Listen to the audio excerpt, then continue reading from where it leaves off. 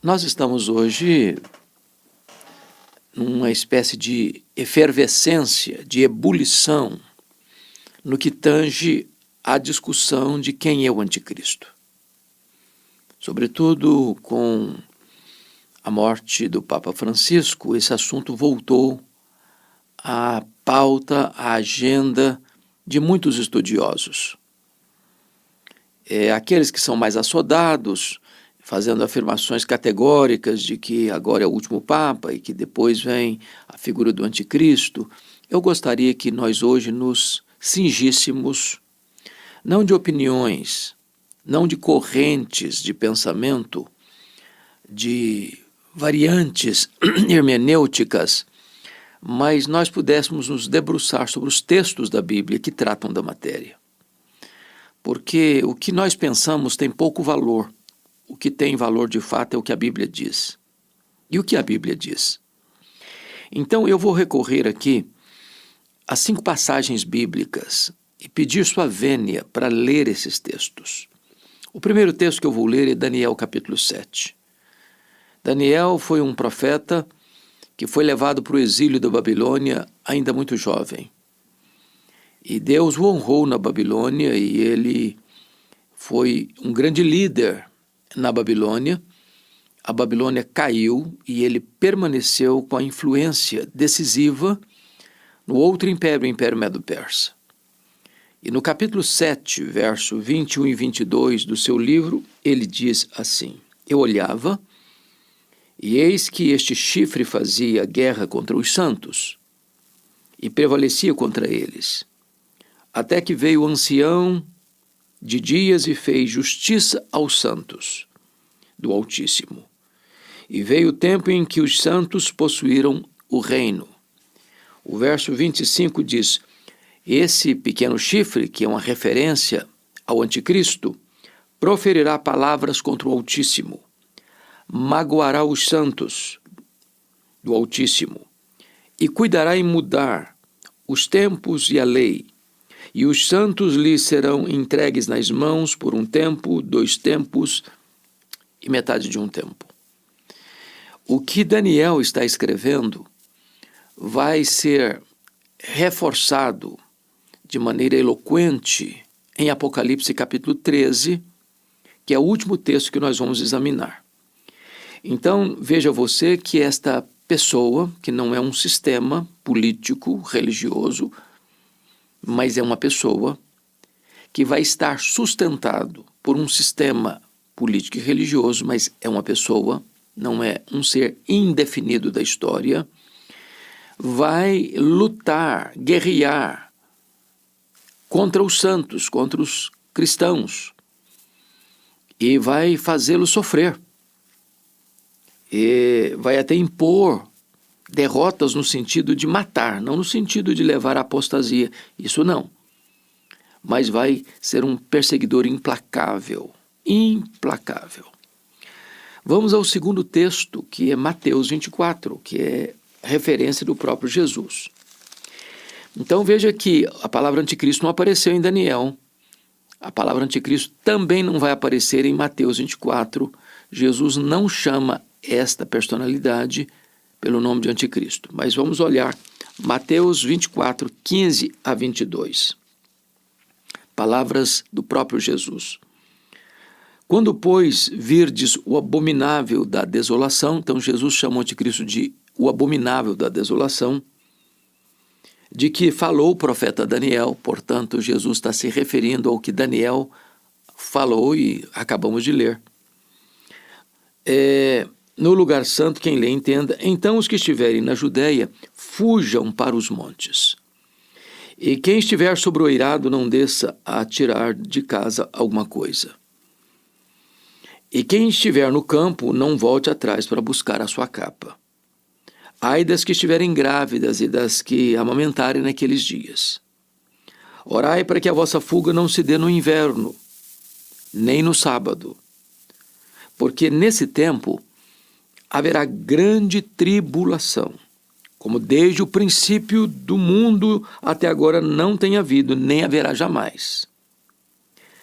Não tivessem aqueles dias sido abreviados, ninguém seria salvo, mas por causa dos escolhidos, tais dias serão abreviados. Então vamos entender aqui. Jesus faz uma superposição de imagens de tempo. Ao mesmo tempo que ele está falando do abominável da desolação, que é o anticristo, ele introduz, para ilustrar como será a vinda do anticristo, o ataque que foi feito em Jerusalém no ano 70. A invasão do general Tito Flávio, que cerca a cidade, que depois invade a cidade, que destrói a cidade, destrói o templo e dispersa os judeus. Então, ele está mostrando que, assim como teve a invasão de Jerusalém, e antes dele, lá no quarto século, Antíoco Epifânio profanou o templo, agora Tito Flávio vai também profanar o templo, que vai destruir o templo e queimá-lo. Ele está dizendo o seguinte: se você estiver fora dos muros, não vai lá. Não vai lá. Se você quiser resgatar alguma propriedade sua, algum bem seu, não faça isso.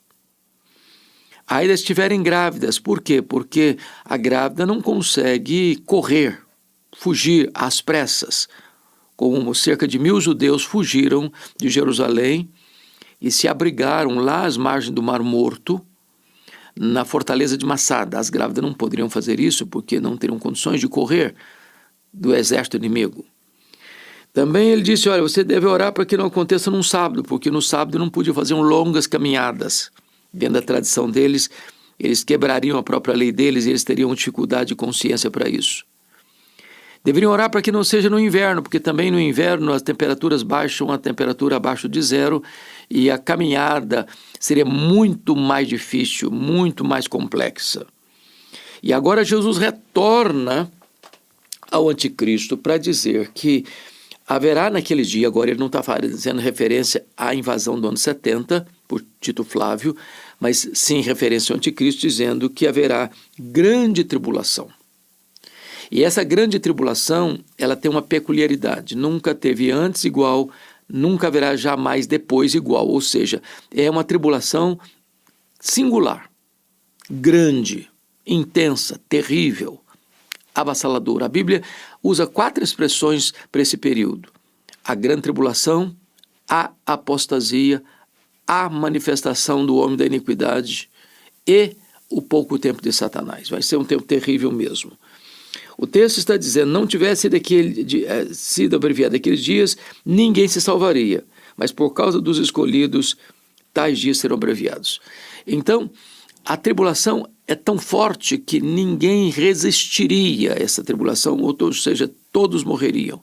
Mas por causa dos eleitos de Deus, porque nenhum eleito de Deus vai perecer, o anticristo não vai conseguir arrancar nenhuma ovelha das mãos de Jesus, esses dias foram abreviados. Então, esse é o registro que Jesus Cristo trata sobre o anticristo, que ele chama aqui de o abominável da desolação, no seu sermão profético, que está relatado tanto em Mateus quanto em Marcos, também em Lucas. Então vamos agora ao terceiro texto que trata da matéria, que é 2 Tessalonicenses capítulo 2. Então vamos para lá. A Bíblia aberta aí comigo, vá acompanhando aí. 2 Tessalonicenses capítulo 2, a partir do verso 3 até o verso 12. Então eu vou ler com você. Vamos fazer o seguinte, vamos ler a partir do versículo 1 para a gente pegar o contexto melhor. Irmãos, no que diz respeito à vinda de nosso Senhor Jesus Cristo e à nossa reunião com Ele, nós vos exortamos a que não vos demovais da vossa mente com facilidade, nem vos perturbeis, quer por espírito, quer por palavra, quer por epístola, como se procedesse de nós, supondo que tenha chegado o dia do Senhor. De que ele está falando? Você bem sabe disso, que lá em Tessalônica, algumas pessoas estavam pondo em xeque, em dúvida, a doutrina da ressurreição e também a doutrina da parousia, da segunda vinda, dizendo que, alguns falsos mestres dizendo que Jesus já tinha voltado. Tá? Então, Paulo está dizendo: não entra nessa não caia nessa lorota não entra nessa canoa furada não acredite nisso não. Aí ele agora começa o texto que nós queremos, a partir do verso 3. Ninguém de nenhum modo vos engane, porque isto, ou seja, a segunda vinda de Cristo, o dia do Senhor, não acontecerá sem que primeiro venha a apostasia e seja revelado o homem da iniquidade, o filho da perdição. Então veja bem que Daniel o chama de pequeno chifre, Jesus o chama de o abominável da desolação, e Paulo vai chamá-lo de homem da iniquidade e filho da perdição. É a mesma pessoa com titularidades diferentes. Paulo está dizendo que a segunda vinda de Cristo vai ser precedida por dois fatos. A apostasia, uma apostasia profunda, extensa, e vai ser precedida também pela manifestação do homem da iniquidade, o filho da perdição. Então, ele é o filho da perdição, ele é o homem da iniquidade. Quando diz que é o homem da iniquidade, é muito importante entender também. A palavra aqui é anomos no grego. Nomos é lei, anomos é sem lei. Isso significa que essa personalidade que nós chamamos aqui de anticristo, só João vai tratá-lo como tal, não vai respeitar a lei, vai estar acima da lei. Ele vai governar como um absolutista, um carrasco, que ele é a própria lei. Ele é o anomos, ele é o homem sem lei, o homem da iniquidade. Agora vamos ao versículo 4. O qual se opõe e se levanta contra tudo que se chama Deus, ou é objeto de culto, a ponto de assentar-se no santuário de Deus, ostentando-se como se fosse o próprio Deus. Então veja você que vai ser um inimigo figadal, avassalador, truculento, daqueles que confessam o nome de Cristo. Ele vai querer ser adorado como o próprio Deus. Ele vai exigir e requerer veneração, adoração das pessoas. E vai perseguir de maneira truculenta aqueles que se recusarem a adorá-lo. É isso que Paulo está tratando aqui. Se opõe e se levanta contra tudo que se chama Deus. Ele vai ser o arqui-inimigo de Deus. Por isso ele é o anticristo, contrário a Cristo, e tenta se colocar no lugar de Cristo. Paulo prossegue e diz assim: não vos recordeis de que ainda convosco vos costumava dizer essas coisas? Paulo já tinha passado por lá em Tessalônica, que era a capital da província da Macedônia, a terra lá de Filipe, da Macedônia, de Alexandre o Grande. Paulo já tinha ensinado esse assunto lá naquela igreja, está aqui escrevendo a carta, que ele estava nessas alturas em Corinto, escrevendo a carta para eles e dizendo: olha, eu falei desse assunto com vocês quando eu estive aí. E agora ele diz assim: e agora sabeis o que o detém, para que ele seja revelado somente em ocasião própria. E eu queria que você percebesse mais uma coisa. Versículo 7. Com efeito, o mistério da iniquidade opera e aguarda somente que seja afastado aquele que agora o detém. Então, tem duas coisas aqui. O que o detém e aquele que agora o detém. Então, tem uma coisa que é indeterminada e uma coisa que é pessoal. O que é uma coisa, é uma situação. Quem é uma pessoa. Então, o que o detém e quem o detém. Já que nós estamos falando de um ditador de amplitude mundial, o que o detém é o sistema legal. Quem o detém são as autoridades constituídas, porque os países têm suas leis, têm suas normas, têm sua constituição, têm seu aparato jurídico, têm seu aparato de cortes que fiscalizam as leis e colocam em execução aquilo que se distorce para voltar ao propósito da legalidade. Então, nesse sistema, não teria campo, espaço para um ditador mundial. Então, ele é detido por isso. Essa é a análise dos melhores exegetas na compreensão do que é o que o detém e quem o detém. Agora, Paulo diz que o mistério da iniquidade opera, ou seja, esse espírito do anticristo, essa preparação para esse cenário do levantamento do anticristo já está operando, essa máquina já está posta em movimento. Aí diz o verso 8: então, quando ele se manifestar, será de fato revelado o iníquo. Aí sim ele vai se apresentar, revelado o iníquo, a quem o Senhor Jesus matará com o sopro da sua boca e o destruirá pela manifestação da sua vida. Então, o anticristo não vai ser um ditador derrotado por forças humanas, por exércitos humanos, por armas convencionais. Ele vai ser eliminado, derrotado, morto pela manifestação da segunda vinda de Cristo, pelo sopro da boca de Cristo. É a espada que sai da boca do Senhor, conforme Apocalipse capítulo 1. E aí Paulo agora vai falar de outra coisa interessante, versículo 9. Olha aí comigo. Ora, o aparecimento do iníquo, ou seja, do anticristo, e a palavra iníquo aqui é a mesma lá, do sem lei, é segundo a eficácia de Satanás, com todo o poder, sinais e prodígios da mentira. Então, o anticristo é uma espécie de ser humano superdotado. Ele vai ter forças e poderes sobrenaturais, porque o texto diz que ele vai aparecer segundo a eficácia, o poder de Satanás. E com todo, não com algum, não com pouco, não com muito, com todo o poder e sinais e prodígios da mentira. Então, ele vai operar milagres, ele vai fazer coisas que o homem natural, comum, não pode fazer. Ele vai ser admirado, ele vai ser respeitado, ele vai ser temido, ele vai ser acatado em virtude da quantidade de força, de poder, de destreza, de controle, de coisas sobrenaturais que ele é capaz de realizar. Prodígios da mentira. Prodígios da mentira. Não são obras de Deus, não são milagres de Deus, são milagres do pai da mentira, porque por trás dele está o diabo, está Satanás. O diabo sempre tentou imitar a Deus, né? Porque Deus é o Pai, o Filho e o Espírito Santo, a Trindade, o diabo vai querer fazer o mesmo, o diabo, o anticristo e o falso profeta. Porque Jesus, a segunda pessoa da Trindade, se encarnou, ele vai ser uma espécie de encarnação de Satanás. Porque Jesus morreu e ressuscitou, ele vai se recuperar de uma ferida mortal. Porque Jesus fez milagres, ele também vai querer fazer milagres. Ele é entre aspas, substituto de Cristo e ele é anticristo. Bom, versículo 11 diz assim: É por isso, não, vamos voltar ao versículo 10.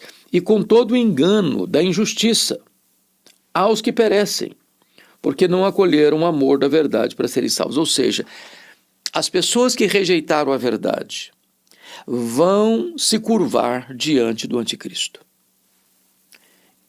Com todo o engano da injustiça aos que perecem. Ou seja, quando o homem rejeita a verdade, ele acaba se curvando diante das mentiras do anticristo. E está escrito no verso 11 para nós irmos à conclusão. É por esse motivo, pois, que Deus lhes manda a operação do erro para darem crédito à mentira, a fim de serem julgados todos quantos não deram crédito à verdade, mas pelo contrário deleitaram-se na injustiça. Ou seja, sabe qual é o pior estágio que um ser humano pode estar na vida? É quando Deus o entrega a si mesmo. Quando Deus diz, você está rejeitando a verdade, você está acreditando na mentira, pois eu vou entregar vocês a vocês mesmos, e vocês assodadamente correrão para adorar o anticristo, para acreditar nas mentiras dele, nos milagres mentirosos dele, das operações da justiça dele, e vocês vão se prostrar diante dele, porque vocês rejeitaram a verdade, vocês serão entregues à mentira. Vamos ao penúltimo texto, ao quarto texto, que é 1 de João, capítulo 2, versículo 18. Então, vamos ver o que João, que é o único autor bíblico que chama esse indivíduo de anticristo. Capítulo 2, versículo 18, está escrito assim: Filhinhos, já é a última hora. E como ouvistes que vem o anticristo, veja você que agora eu coloco um artigo definido antes da palavra anticristo. E como ouvistes que vem o anticristo, também agora muitos anticristos têm surgido, pelo que conhecemos que é a última hora. Então ele está dizendo duas coisas aqui. Primeiro, que existem anticristos, no plural. Porque todos aqueles que negam a Cristo, que rejeitam a Cristo, ou que torcem as palavras de Cristo, são anticristos. Esses anticristos são precursores do anticristo. E esse anticristo vem no que João chama de última hora, ou fim dos tempos, que é o período da primeira e segunda vinda de Cristo. Então, ao longo do cristianismo, muitos anticristos surgiram, preparando e pavimentando o caminho do anticristo. Agora, então, vamos ao último texto, que é o quinto texto, que é o mais completo dos textos da Bíblia sobre a matéria, que é Apocalipse capítulo 13, versos de 1 a 8. Então, peço que você aí acompanhe esse raciocínio. Está escrito assim: vi emergir do mar uma besta, que tinha 10 chifres e 7 cabeças, e sobre os chifres 10 diademas, e sobre as cabeças nome de blasfêmia. Quando ele diz de uma besta que tinha 10 chifres, que surge do mar, nós temos que entender que figura é essa. Não é que vai brotar lá um bicho esquisito do Oceano Pacífico, do Oceano Atlântico, do Oceano Índico, do Mar Mediterrâneo. Não. A palavra mar é um símbolo. E esse símbolo é interpretado pelo livro de Apocalipse mesmo. No capítulo 17, verso 15, ele explica o que significa essas águas do mar. Falou-me ainda: as águas que viste, onde a meretriz está assentada, são povos, multidões, nações e línguas. Então, voltando lá ao versículo 1. Quando diz vi emergir do mar uma besta, ele está dizendo que a besta, que é o anticristo, vai brotar, vai surgir desta convulsão das nações, dessa confusão dos povos. Ele brota, ele vem diante de uma crise mundial, onde os homens vão querer um líder mundial que possa lhes prometer segurança e paz. E ele vem enganando, dizendo que ele vem em paz, paz, paz, quando na verdade ele vem trazer destruição. Então, é isso que significa emergir do mar. Quando diz que ele tinha 10 chifres, chifre fala de poder, força. 10 é um número de completude. Então ele vem com toda a força, com todo o poder. Cabeça é comando, controle, governo. 7 é o número da perfeição. Então ele é alguém que vai ter muito poder e vai ter a autoridade. Ele vai estar constituído como essa autoridade, porque ele vem como um grande líder mundial. Mas está escrito que sobre as suas cabeças nome de blasfêmia, ou seja, ele vai ser um consumado inimigo de Deus, um consumado inimigo de Cristo, um consumado inimigo do seu povo. Versículo 2. A besta que viera semelhante a leopardo, com pés de urso e boca de leão. Então vamos entender isso aqui. Essas figuras, essas bestas feras aqui, leopardo, urso e leão, são símbolos também de impérios do passado. Então ele está falando que o anticristo, você se lembra lá da Babilônia, do Império Persa, do Império Grego, do Império Romano, que esse anticristo ele vem trazendo em si todo o poder, toda a fúria, toda a destruição desses grandes impérios do passado, reunindo nele mesmo, como que numa síntese, todo o poder do passado que foi tão devastador e tão destruidor. Está escrito o verso 2, e deu-lhe o dragão o seu poder, o seu trono e grande autoridade. O dragão, descrito no capítulo 2 de Apocalipse, é uma referência ao diabo, a Satanás. Então veja que ele tem uma delegação do diabo, de Satanás, do dragão, que vai dar ao anticristo o quê? O seu poder, o seu trono e grande autoridade. Então ele é uma espécie de encarnação de Satanás. Ele vai ser como se ele estivesse no trono de Satanás. Ele vai ter todo o poder e toda a autoridade de Satanás. Então ele é um ser maligno, consumado. Tá? Versículo 3. Então vi uma de suas cabeças como golpeada de morte, mas essa ferida mortal foi curada. Ou seja, um simulacro da ressurreição de Cristo. Ele é um imitador.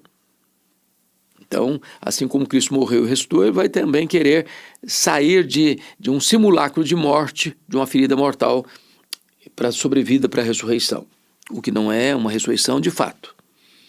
E está escrito: e toda a terra se maravilhou seguindo a besta. Agora preste atenção, toda a terra ficou encantada com seus milagres, com seus prodígios da mentira, com a sua admiração, e passou a seguir a besta. Então ele vai ser seguido mundialmente pelas nações. Ou seja, não só ele vai ter um governo mundial, mas vai ter uma adesão mundial. Toda a terra se maravilhou seguindo a besta. Versículo 4. E adoraram o dragão, porque deu a sua autoridade à besta. Agora preste atenção. A besta vem em nome do dragão, ela vem com a autoridade do dragão, se assentando no trono do dragão, recebendo o poder do dragão e levando as nações a adorarem o dragão, a adorarem Satanás. Mas veja mais no versículo 4. Também adoraram uma besta.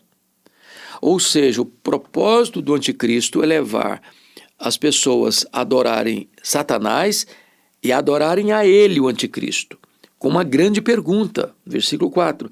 Quem é semelhante à besta? Quem pode pelejar contra ela? Ou seja, a admiração é tanta que as pessoas vão pensar assim: ele é o máximo, ele é invencível, ele é imbatível. Ninguém pode resisti-lo, ninguém pode derrotá-lo, ninguém pode destroná-lo. Então a pergunta é exatamente quem pode pelejar contra ela? Na opinião popular, mundial, ele é um inimigo, ou ele é um ditador, ou ele é um governante imbatível, invencível, indestronável. Versículo 5. Foi-lhe dada uma boca que proferia arrogâncias e blasfêmias, e autoridade para agir 42 meses. Essa é a questão do tempo indeterminado. Ele vai ter autoridade para governar, e o texto está dizendo que o governo dele é limitado, porque governo ilimitado só Jesus tem. Só Jesus jamais será apiado do seu trono, seu reino é eterno. Versículo 6. E abriu a boca em blasfêmia contra Deus, para lhe difamar o nome e difamar o tabernáculo, a saber, os que habitam no céu. Então, ele vai ser arrogante, vai ser blasfemo. Ele vai blasfemar contra Deus, ele vai difamar o nome dos santos, ou seja, dos crentes que estiverem aqui, e ele não podendo atingir os crentes que já morreram, já estão com o Senhor, porque a Bíblia diz que quando um crente morre, ele vai... o seu espírito é aperfeiçoado para entrar na glória, lá em Hebreus está escrito isso. Depois diz que deixar o corpo habitar com o Senhor, está lá em 2 Coríntios 5:8, e é partir para estar com Cristo, que é incomparavelmente melhor, que é Filipenses 1:23. Ou seja, já que ele não pode falar ou destruir aqueles que partiram e já estão com o Senhor, ele vai fazer o quê? Ele vai blasfemar, ele vai difamar o tabernáculo, a saber, os que habitam no céu. Então vai difamar. Bom, agora preste atenção no versículo 7, porque ele é muito importante para entender sobre o anticristo. Foi-lhe dado também que pelejasse contra os santos. Quem são os santos? São os cristãos. Todo aquele que crê no Senhor Jesus é santo. As cartas de Paulo sempre começam aos santos que vivem na cidade tal, aos santos que vivem na cidade, outra cidade. Então, santo é uma expressão para quem foi separado, agora é propriedade de Deus. Vai pelejar, vai guerrear, vai batalhar contra os santos e os vencesse. A pergunta é, como é que o anticristo vai lutar contra os crentes e vai vencê-los? Não é que vai vencer no sentido de fazer desse cristão um apóstata. Vai vencer porque vai colocar um cristão contra a parede e diz, ou você me professa, ou você me segue, ou você me adora, ou eu te mato. O cristão vai dizer, eu prefiro morrer a me apostatar. E ao morrer, O anticristo venceu. Agora preste atenção. Quando o crente prefere a morte à apostasia, é o crente que vence. Olha Apocalipse 12, versículo 11. Eles, pois, o venceram por causa do sangue do Cordeiro e por causa da palavra do testemunho que deram, e mesmo em face da morte, não amaram a própria vida. Então, como é que um crente vence o diabo, o anticristo? Primeiro, pelo sangue do Cordeiro. Se você está debaixo do sangue do Cordeiro, a morte não pode lhe pegar. Você não precisa ter medo daquele que mata o corpo, mas não pode matar a alma. Ao contrário, você tem que temer aquele que pode lançar no inferno, tanto o corpo como a alma. Então, nós venceremos pelo sangue do Cordeiro e pela palavra do testemunho. A palavra testemunho no grego é martiria, ou seja, o martírio. Os mártires venceram o anticristo, embora o anticristo os tenha vencido, no sentido de que vai produzir a morte deles, mas não a apostasia deles. Então, preste atenção nisso. Está escrito, versículo 7 eu volto a ler. Foi-lhe dado também que pelejasse contra os santos e os vencesse. Deu-se-lhe ainda autoridade sobre cada tribo, povo, língua e nação. Ou seja, o anticristo vai ter um controle, um domínio universal. Cada tribo, cada povo, cada língua, cada nação. Agora preste atenção no versículo 8. E adorá-lo-ão todos os que habitam sobre a terra. Então, a adoração ao anticristo vai ser plena, global, mundial, universal, exceto, preste atenção agora, exceto, adorá-lo todos os que habitam sobre a terra, aqueles cujos nomes não foram escritos no livro da vida do Cordeiro, que foi morto desde a fundação do mundo. Em outras palavras, Jesus não vai perder para o anticristo nenhuma de suas ovelhas. Quando você creu no Senhor Jesus, você foi selado com o Espírito Santo. Seu nome está escrito no livro da vida. Não tem borracha nesse livro. Em outras palavras, o anticristo vai receber a adoração de todos, exceto daqueles cujos nomes estão escritos no livro da vida do Cordeiro. Nenhum salvo se perderá. A salvação está assegurada e garantida. Jesus disse, eu conheço as minhas ovelhas, elas ouvem minha voz e me seguem. Eu dou a elas a vida eterna e ninguém, inclusive o anticristo, as arrebatará das minhas mãos. É segurança plena. Bom, agora só para concluir sobre a questão do anticristo, deixa eu ler o versículo 18 para fechar. Aqui está a sabedoria. Aquele que tem entendimento, calcule o número da besta, pois o número é de homem. Ora, esse número é 666. Então ele tem um distintivo. O número dele é 666. Quem é 666? Ao longo da história, muitas pessoas receberam esse título. Por exemplo, o imperador Nero era considerado anticristo. Depois veio a figura dos papas e os reformadores e as confissões de fé reformadas apontaram-no como o anticristo. Ao longo da história, outros homens receberam esse título, como Napoleão Bonaparte, depois Adolf Hitler, e Stalin, Lenin, mais recentemente outros nomes mais modernos, mas nós deveríamos ter muita cautela em carimbar uma pessoa específica da história como anticristo. Deveríamos observar o que significa 666. Dentro da numerologia bíblica, 7 é o número da perfeição. 6, o número que precede o 7, é o número incompleto, imperfeito. 3 é o número da Trindade.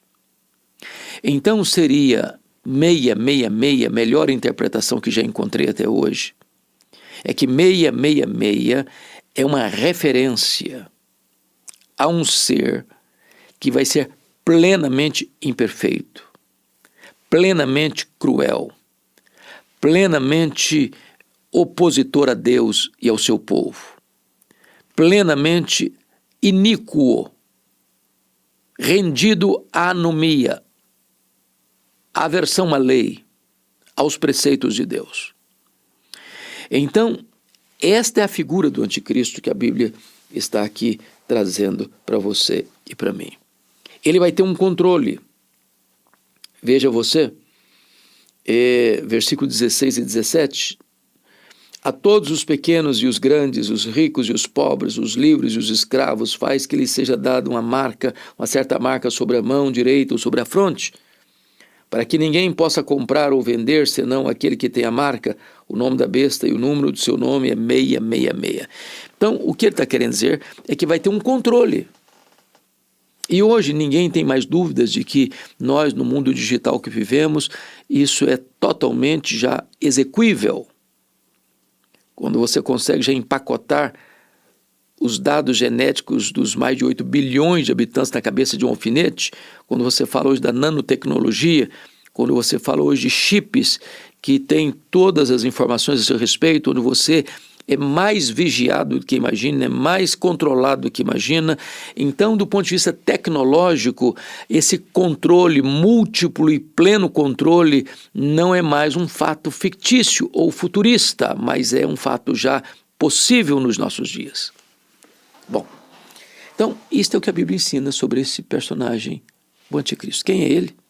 A Bíblia descreve todas as suas características, descreve quando ele vai surgir, descreve o que ele vai fazer. Recomendo a você não ficar carimbando este ou aquele, mas ficar atento ao que a Bíblia diz. Agora, o que nós podemos saber é que a igreja é martírica. Os santos vão lutar. Ele vai ser inimigo declarado dos cristãos. Os cristãos vão ser perseguidos, tantos mortos, mas todos vitoriosos. Nós venceremos. Nós somos mais que vencedores. O sangue do Cordeiro, a palavra do testemunho, em face da morte não amaremos a vida. Cristo deu a sua vida por nós e daremos a nossa vida por ele, se preciso for, nesse grande embate. Jesus voltará. E este anticristo que tem tanto poder, a autoridade de Satanás, vai ser quebrado repentinamente, sem força humana. Como diz Paulo em Tessalonicenses 2, 2 Tessalonicenses 2, ele será destruído pela manifestação da vinda de Jesus, pelo sopro da boca de Jesus. E eu concluo minha fala com você sobre o anticristo, levando você a Apocalipse capítulo 19, versículo 20. Olha o que está escrito. Mas a besta foi aprisionada. A besta é o anticristo. E com ela o falso profeta, que é a besta que surge da terra, que com os sinais feitos diante dela seduziu aqueles que receberam a marca da besta e eram os adoradores da sua imagem. Os dois foram lançados vivos dentro do lago do fogo que arde com enxofre. Então o fim do anticristo é o lago de fogo. É a condenação eterna. É perecer e ser penalizado para sempre e sempre e sempre. Mas a igreja perseguida, martírica, essa vai reinar com Cristo. Novos céus e nova terra. Já não tem mais lágrima, nem pranto, nem dor, porque estaremos para sempre com Jesus, com corpos glorificados, semelhante ao corpo da glória do Senhor Jesus, e reinaremos com Ele para todo sempre. Bom, se você gostou desta exposição bíblica, se isso ajudou você a esclarecer algum ponto de dúvida, eu peço a você humildemente que você compartilhe essa mensagem com outras pessoas.